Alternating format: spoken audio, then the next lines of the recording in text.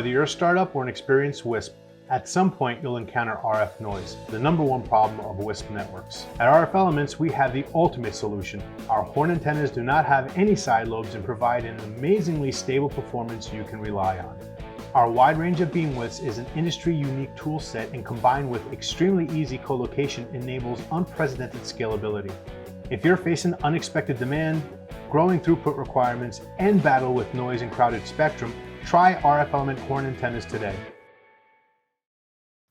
All right, everybody, thank you for joining the Radio Network Best Practices and When to Say No session.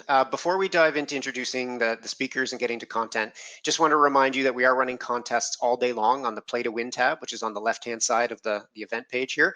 You do need points to play, so at the end of the session, I'll give you the code, which gives you 25 points from this session. So with that, I'd like to jump into introducing everybody. I'll be moderating the session. My name's Dan Siemon. I'm with Preseem. I've worked with internet providers basically my whole career, from owning an internet provider through to working with giant internet providers, and of course now with Preseem focused on fixed wireless internet providers. And I'll be basically moderating the session for Jeremy and Darin.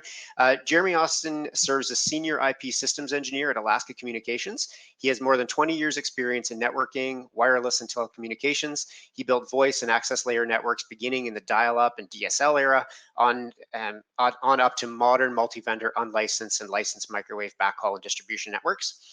And we also have Darin. Darin Steffl is the president of Minnesota WiFi, a fast-growing wireless internet provider based out of Casson, Minnesota. Darin's passionate about networking and managing a high-performance network. His goal is to continuously expand his business and provide services to more people and transform lives through digital connectivity. The goal of this session is something we've seen a lot with our customers, is you kind of get to a point where at the beginning when you're starting your WISP, you kind of sign up anybody where the link light will come up, and later that tends to cause a lot of trouble. So what we wanted to do with this session was introduce the technical reasons why you need to say no to customers. Jeremy's going to start with that, and then Darin's going to talk about in his network the conditions and the situations when he will say no to customers, a little more on the practical side. So this is, I think, super relevant. I think we got a great session here. At the end, we'll have some questions and also move to the online discussion. So with that, I'd like to pass it off to Jeremy, and then from there to Darin. Thank you. Thanks a lot, Dan. Yeah, it's great to be here today. I'm working now with Alaska Communications. I've been here a couple of years. I've been in the WISP industry, as we heard, probably close to 15 years, back to the 802.11b Pringles can era and on forward. So in terms of Alaska Communications, we've been serving, CAF funded since 2018. We've got about 300 APs in the air. Our overall revenue, though, in 2019 was $232 million. We're a fiber carrier and a local exchange carrier, so telephony and lots of fiber optics. So we actually have multiple undersea fibers that run from Alaska down to the Pacific Northwest. So we basically cover all of Alaska. So we're really enjoying expanding into fixed wireless. In fact, I think there was another press release yesterday about some of our goals that we've been hitting on the CAF side, and I'm looking forward to continuing that. That's been going really well. What I'm going to talk about today, though, is link budgeting. So preserving the network value. We've all, I think most of you really will have been experienced with doing link budgeting for point-to-point links. But the same techniques that we use with point-to-point links really apply for point-to-multipoint as well. The difference is that we look at them in the aggregate, and we look at, how can we make sure that we're preserving the value in the network by keeping our customer modulation high. So I'm not going to be talking about, one type of equipment versus another. I'm not going to be saying, oh, you should be using LTE or you should not be using LTE. I'm not going to tell you what kinds of plans you should sell. Those are very, personal business decisions that will depend on a lot of factors that are relevant to your specific network, your terrain, your topology, your RF environment. But there are aspects that are common across all network platforms, and that is modulation. We may use a different framing. We may use different timing schemes from one vendor to another. But modulation is modulation. QAM is QAM. So the things that I'm going to talk about, I'm going to give examples from specific vendors. I'm not really going to be naming any names here. These are techniques that you can use no matter what vendor you have in your network. You've all been familiar with the idea that we've got multiple tools in our toolbox. I threw together this chart a little while back. You notice it doesn't have 6 gigahertz on here yet. We've got it. That's going to be a nice big fat chunk.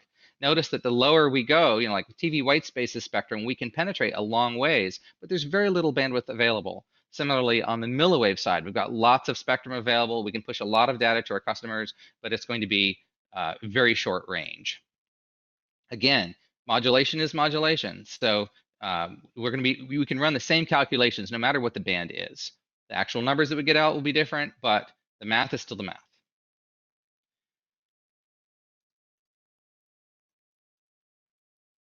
So spectrum, we have multiple bands available to us, but each one of those is a finite resource. And if we don't really take care of that spectrum, we don't make efficient use of that spectrum, we won't be able to take full advantage of it in the marketplace.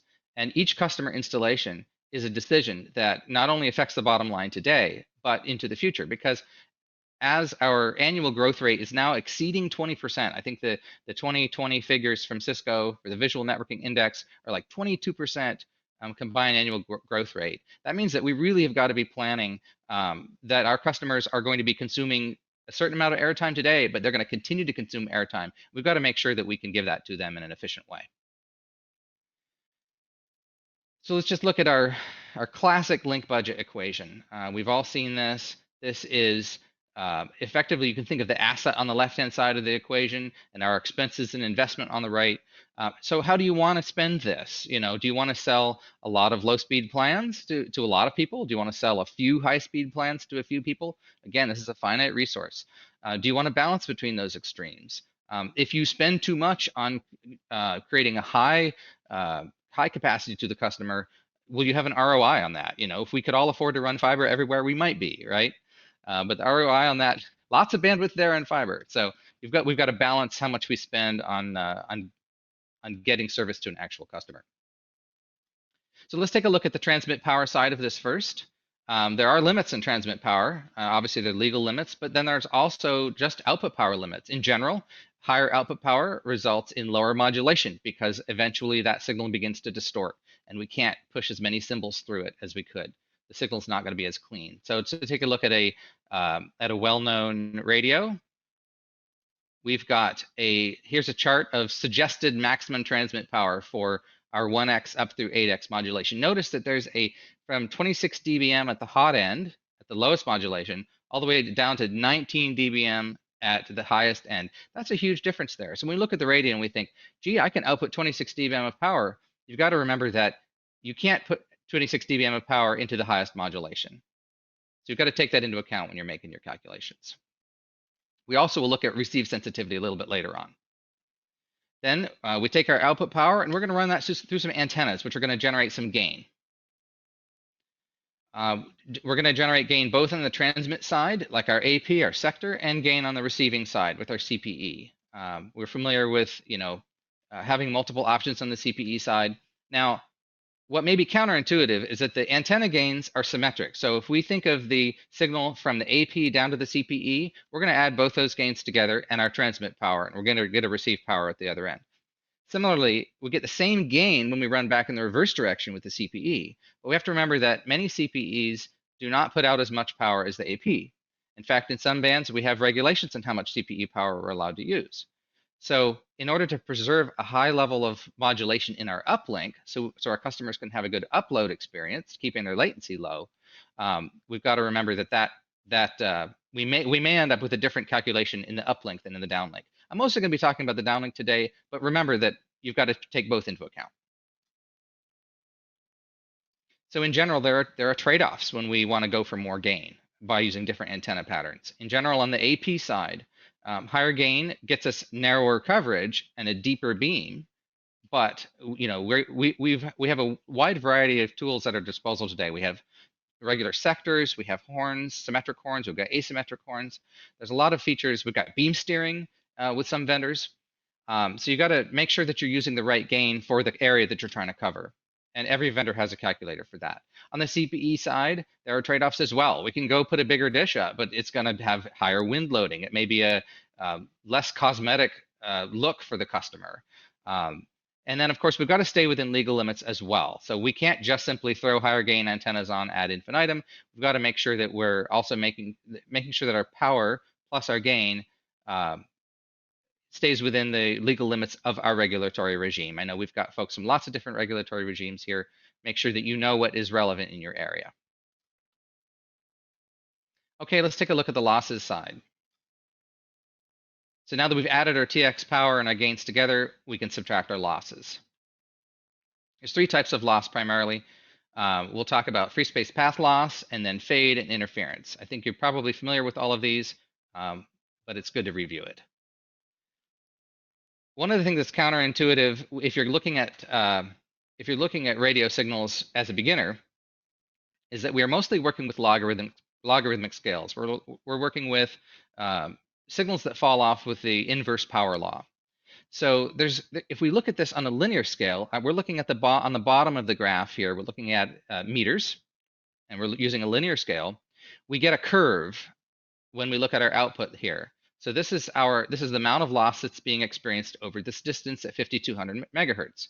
It'll be different for every spectrum. In 60 gigahertz, for example, we have extreme loss over very short distances due to the attenuation of oxygen.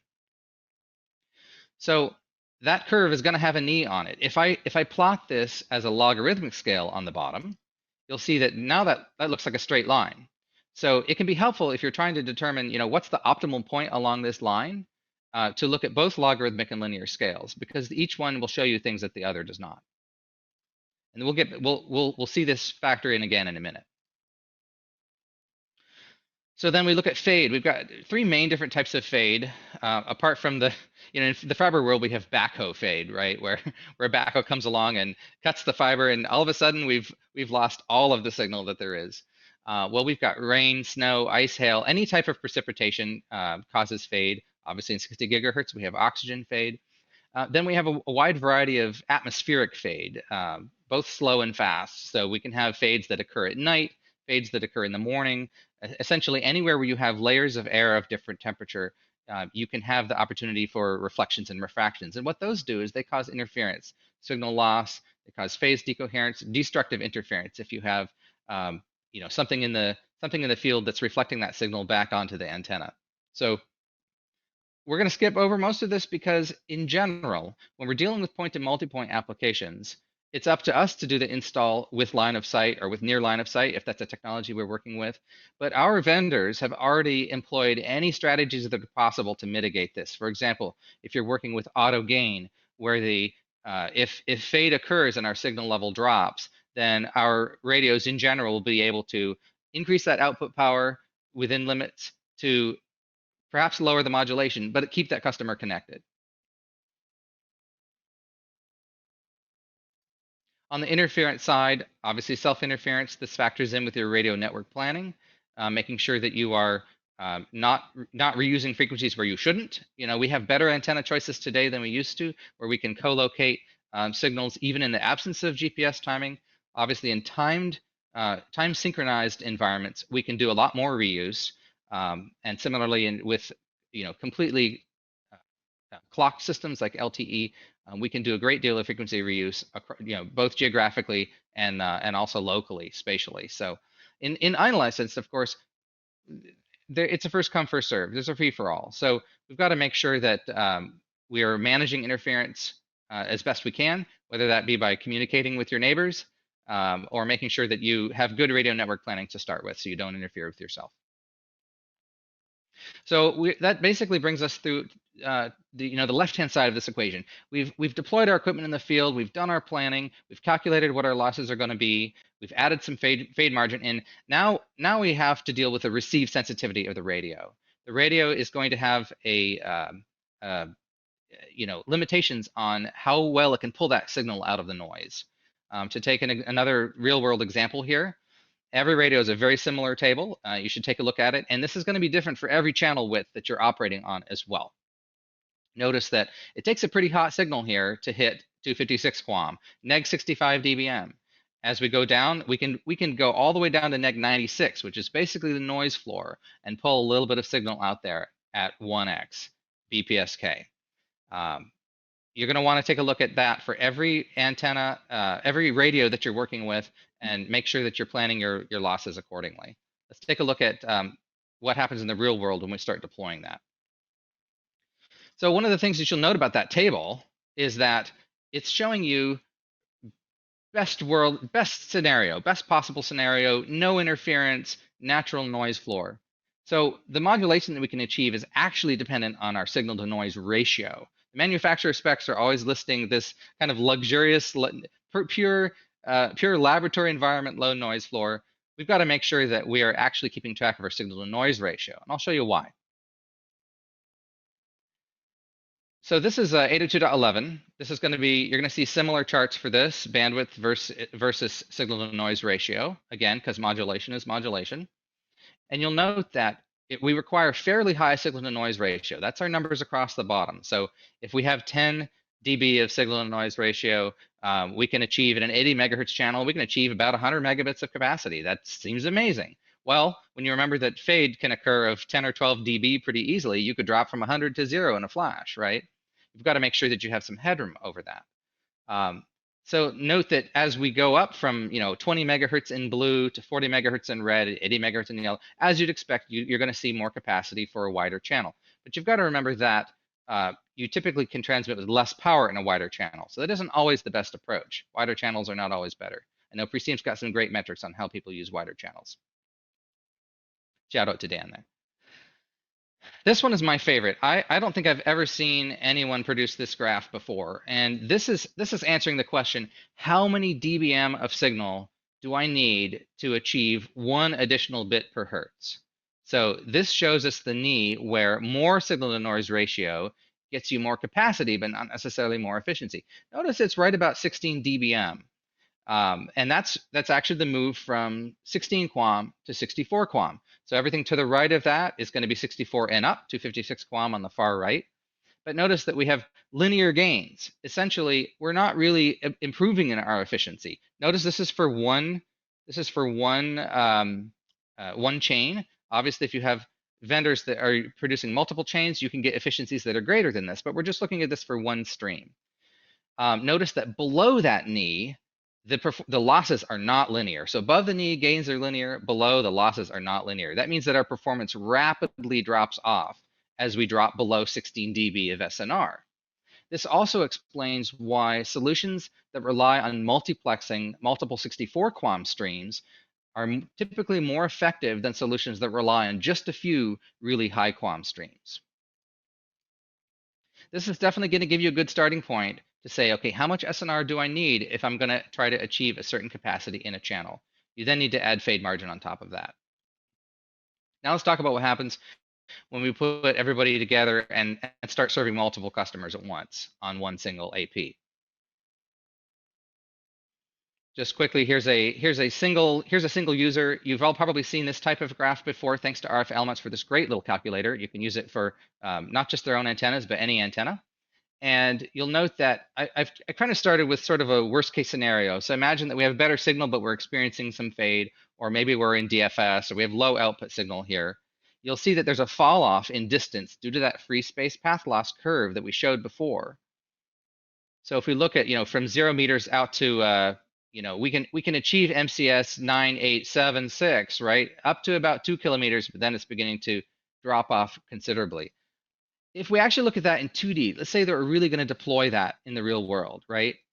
We're going to get a cone of some kind. This might not be the shape, it might not be the beam width, but effectively we have more surface area at lower potential modulation and smaller surface area at a potentially high modulation.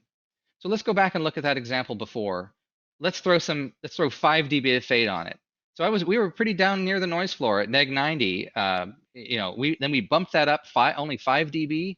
Let's say you're dealing with a little bit of self noise or a little bit of interference from a neighbor. And all of a sudden, we can barely hit any high modulations. We have a very tiny range in which we can actually hit that. That's not much of a fade margin. With that one customer that we were sampling, we went from MCS 6 to MCS 4. Okay, so let's take a look again. Let's do a theoretical random distribution of customers. Now, obviously, your customers will not be random, and you will not be planning your radios as if your customers are distributed randomly. But let's look at how much area we have available in this theoretical low modulation situation. 25. So almost half the subs are out in that, that crummy area, MCS 4 to 0, where we're getting 1.2 bits per hertz of efficiency, and only like 4 users in the MCS 7, 8, 9, where we have 4 to 5 bits per hertz. So what that means is every sub that you add at a low modulation is going to lose you 2 subs worth of revenue in the high modulations, because they're going to consume airtime. You won't be able to sell that airtime to someone else. Similarly, you can put in 4 subs at MCS 9, and they'll use the same airtime as 1 sub down in those low modulations. That's money. Those costs add up. So if you take a look at it another way, we say if our effective capacity at 5 bits per hertz down to MCS 0 at about 1/3 of a bit per hertz, what that means is that one busy user with low modulation, let's say they've got foliage in the way, their antenna got bumped, the install looked great at the time, and the trees leafed out, you didn't take that into account. One user using the average consumption that we're seeing, I think the spring report from Preseem was 4.4 megabits. On this theoretical AP here, that user is now consuming more than half of the available airtime. So as your user satisfaction is going to drop as consumption increases. Your airtime is your most precious resource. So managing it is key to customer satisfaction, which is what drives long-term revenue. So let's do a quick wrap up. Again, match your spectrum choice, deployment, and allocation to customer density. Consumption is going to increase. So plan for steady usage increases. Power management, make sure that you're optimizing for affordable throughput. Obviously, you have to balance investment in your network with the type of plans that you're trying to sell to your customers. Make sure you're using the right gain to achieve those. I didn't talk about multiple client options, but most of you have got them. There's a wide variety of clients available so that you can mix and match. I was showing you a theoretical example of everybody being on a low gain antenna. You can do better than that. Plan for loss. Loss is going to happen. You can't necessarily mitigate, but you can't prevent it, but you can mitigate it. And then in oversubscription, make sure that you can sell. You make sure that you can deliver what you can sell. Choose the thresholds that are acceptable in your network and manage your installations accordingly. And now Darin is going to give you some real-world examples. Yeah, so my name is Darin Steffl with Minnesota WiFi. We're a fixed wireless operator that started in 2012. I actually started it when I was 21 in college, and we've stayed pretty small, but we've had steady growth throughout that entire time, and just done our best to provide a local service where we're within an hour drive time of all of our customers, so we can have that short response time if anything happens. We're about 30 to 35 towers right now. More than that if you're including micropops on rooftops and things like that, but about 32 high sites, I would say, that anything over 150 feet. So right now we've started years ago with Ubiquity, and we've primarily switched away to ePMP for most of our new things. Our AC gear right now is still Ubiquity, but we are playing with ePMP 3000 as well. What we find is that when we first started years ago in 2012, we were just happy to get any connection no matter what. That means we're accepting clients, neg 75, neg 78, neg 80. That's in the days when, your first customer and all your towers, really, there's just 1 or 2 or 5 customers on an AP, and streaming wasn't nearly as heavy in 2012 as it was today.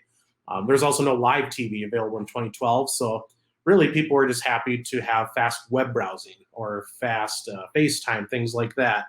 Netflix streaming, was still not really a huge thing back in 2012, so you could get a neg 78, neg 80 customer and have a low noise floor and still see 35 megs on a speed test. Over time, you find that just doesn't scale anymore. You get that access point loaded, and this is before the time of GPS sync on Ubiquity as well. So this is the old M series. You'd hit 20, 25 subs, and your just latency would spike over time like that, and you can't prevent your own self-interference, so all your APs can hear other towers. All it led to was a pretty poor experience. And while we waited for GPS sync to be affordable, we couldn't quite justify going up to like the 450 series for Cambium. We just didn't feel like we had the density to support that. So at some point, probably 2014, 2015, we went all ePMP and elevated our entire network to that. That enabled us to do our GPS sync, as well as keep consistent latency and things like that. So we have predictable throughput as well as a good customer experience. Over the years, I'd say probably after a year or two of starting, we made neg 70 dB our minimum threshold to install a new customer. What this did is allow us to maintain, hopefully, that MCS, higher MCS rates. Typically at a neg 70 with a low noise floor, you'd see the MCS 13 or higher on Ubiquiti or EPMP. On N-based gear, when Jeremy's talking about with MCS 9, that's on AC gear. It's a different MCS rate, really, or modulation scheme. Typically, I believe on AC gear, you want to be at roughly neg 65 or better to maintain that highest MCS rate, and that's with a very low noise floor. If you're seeing, a noise floor in neg 80 or stronger, or neg 70, if you're in an urban area, or really if you're in what I've seen in some countries like Puerto Rico, like Gino is one of the presenters. He sees noise floors sometimes worse than neg 55. That means you really have to have a signal at the client's very, very hot to maintain that highest modulation. So neg 70 is our minimum today on N-based gear, but we're probably going to move that down to neg 68 soon just because noise floor is increasing. AC gear for us, it's neg 65, and probably trying to make that neg 62 shortly here as well. So moral of the story here is your airtime is very precious, so you need to maximize your signals at each client to maximize your overall throughput capacity on the access point. For us, installers have a ton of power to make or break your business. If you just hire an installer and train them in 2 weeks and they don't quite fully understand the benefit of maximizing your signal to the client or at an install, you're giving them the ability to ruin your business in a way, or to provide a poor customer experience and limit the ability to sell more customers on a certain access point. So we find that fast tracking during training of installers is a bad idea. You really want to make sure you're spending ample time with them and shadowing them for a few weeks before you let them go solo.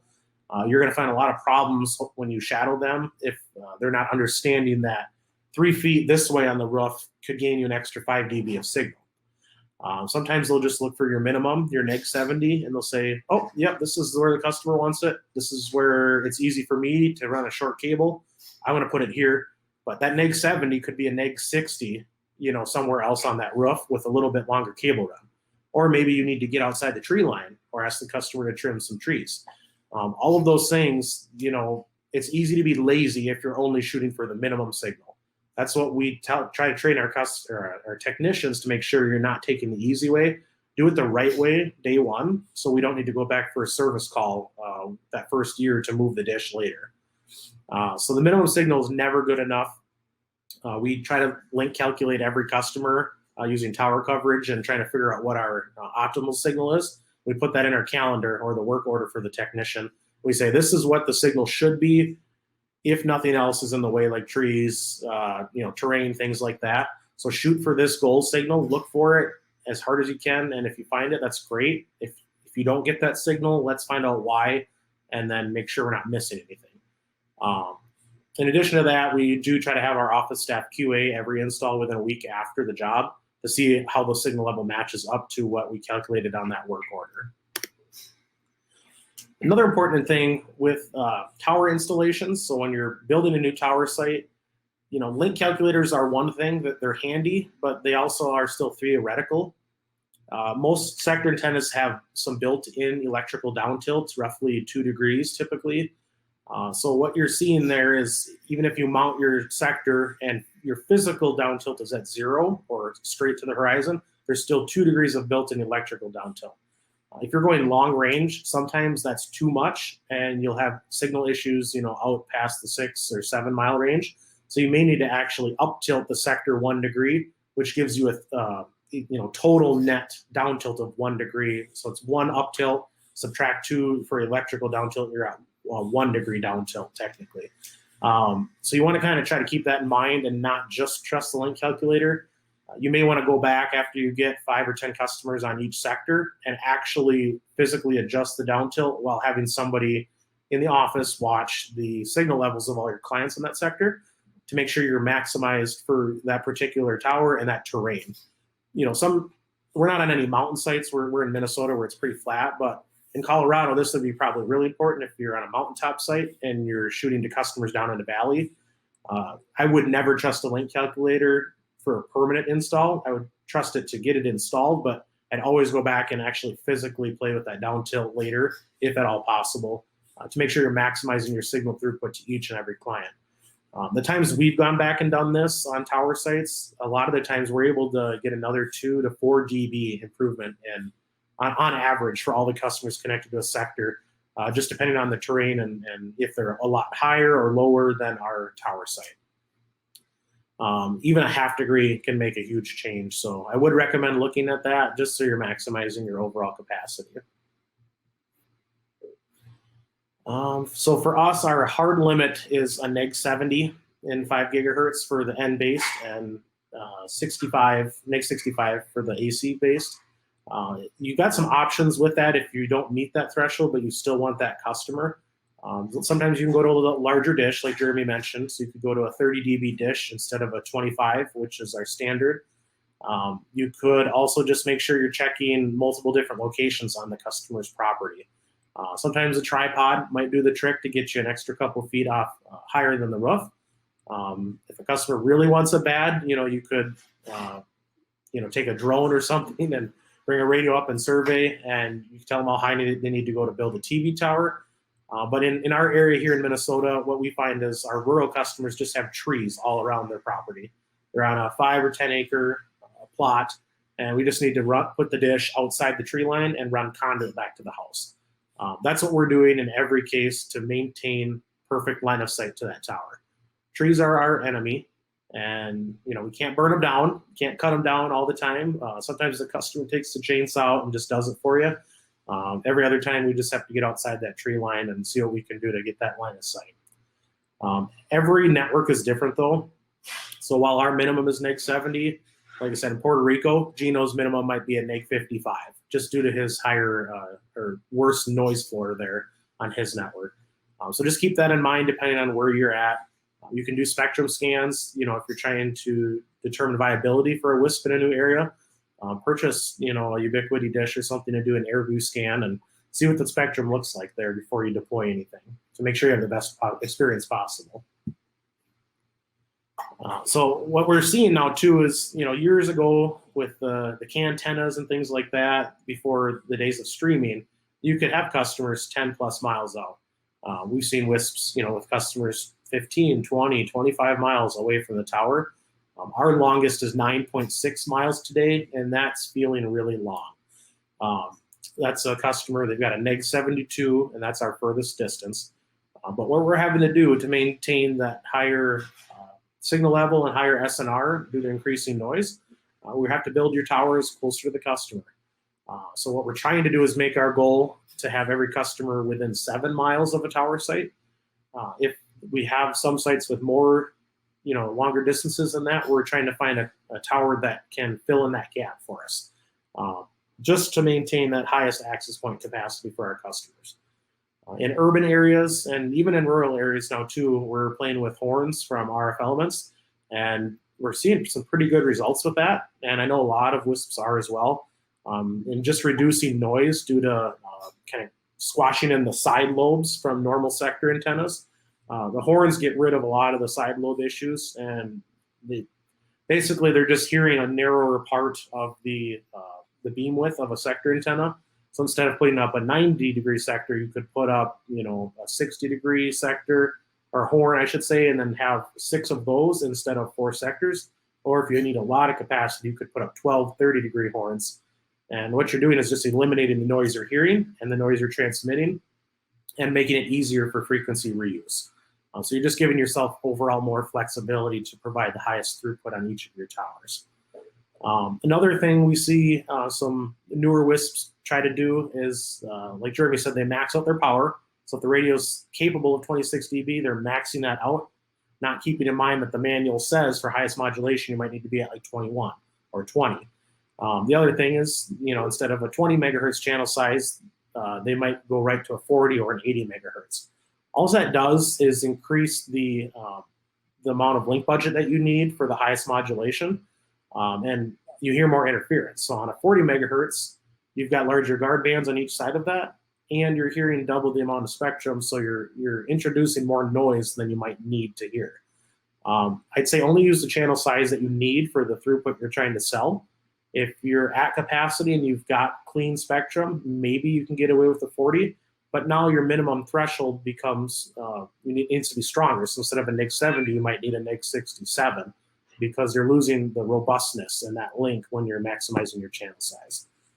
So it's very important to standardize your network and make sure you stick with what your standards are and try to make it consistent across your network so you don't have one-offs everywhere that are hard to keep track of.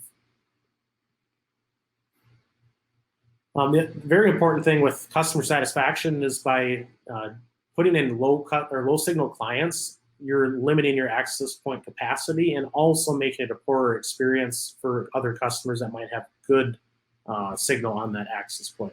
It depends on the brand. Not all brands have Airtime Fairness and not all of them perform the same way. For Ubiquiti, we see that the Airtime Fairness leaves a little bit to be desired.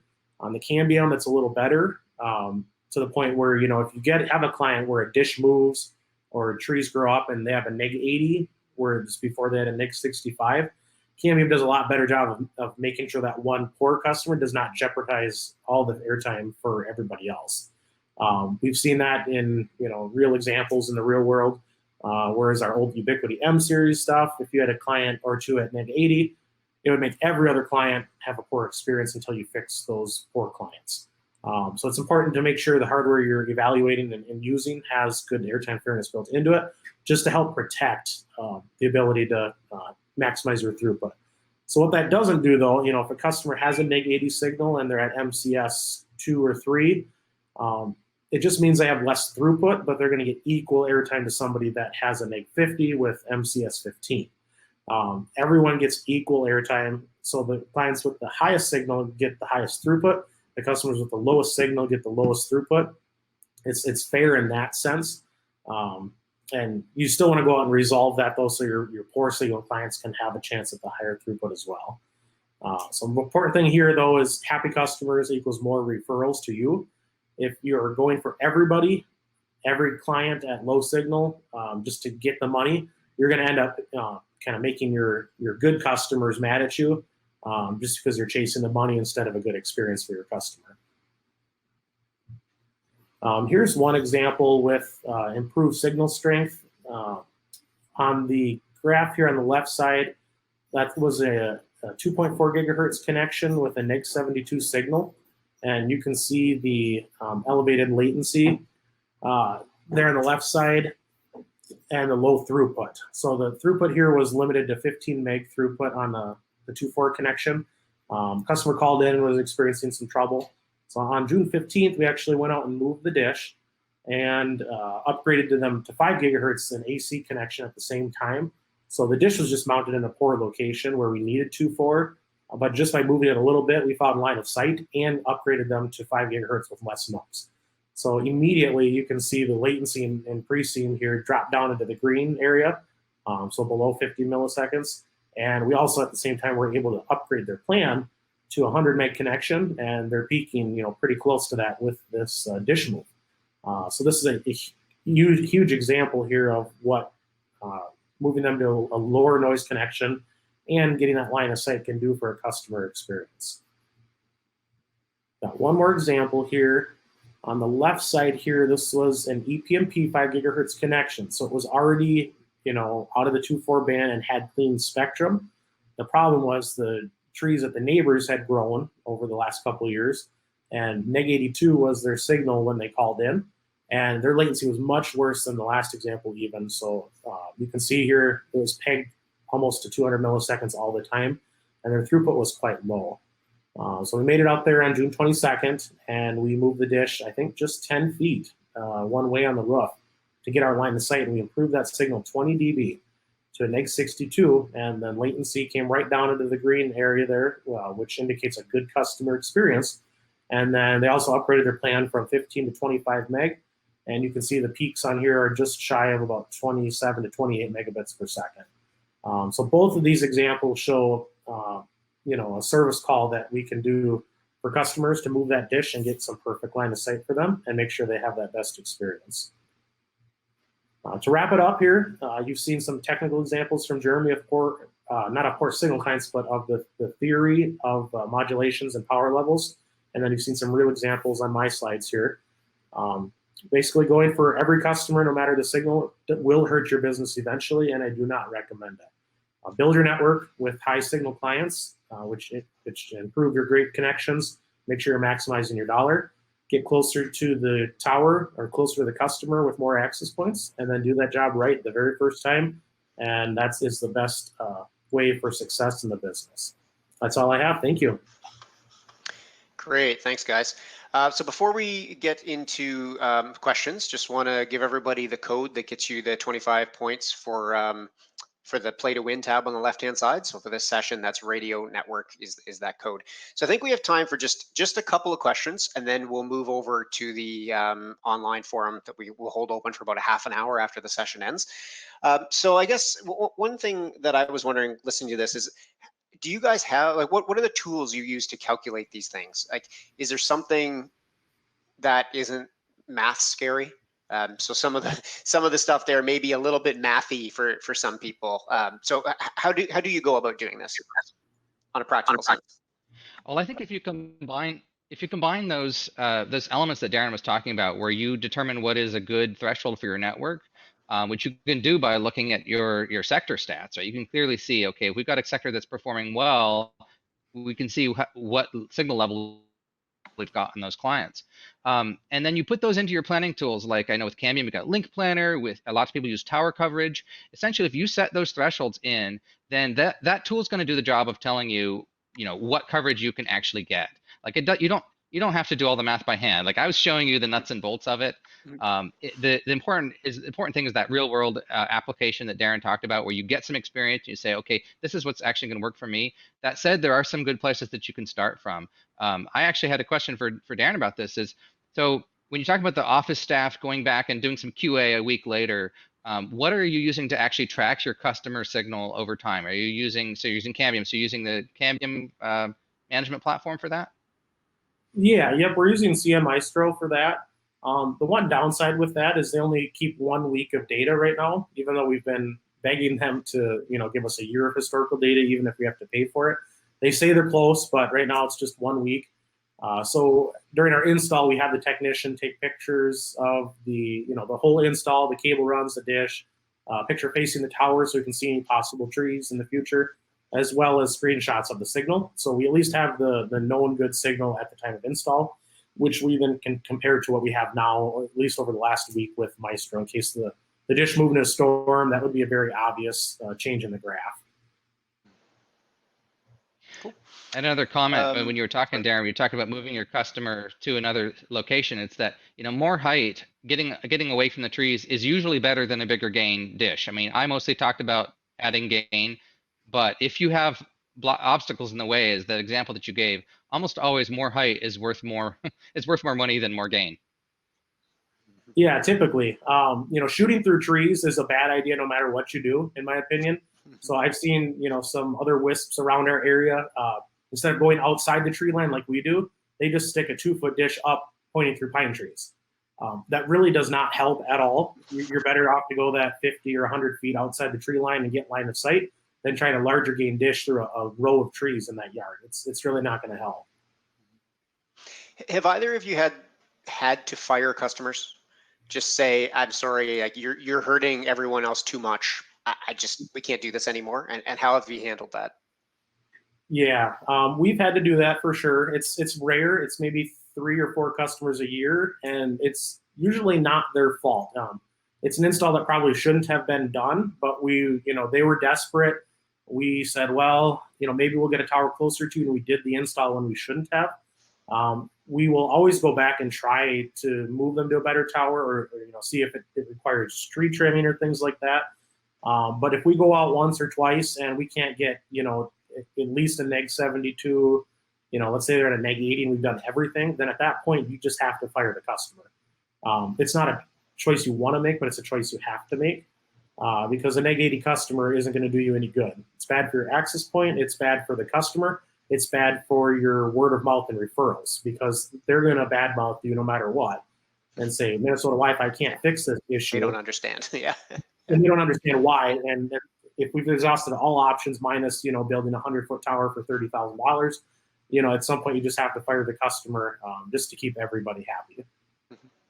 You might be able to manage the customer by saying, well, you're really only going to be eligible for our slowest plan, or there are ways to kind of mitigate that a little bit, but that can lead to a poor customer experience as well, because they're like, I've got this service, but I can't get any faster speeds, and they end up not being a net promoter as well. So Darin's right. Sometimes you really do have to fire them.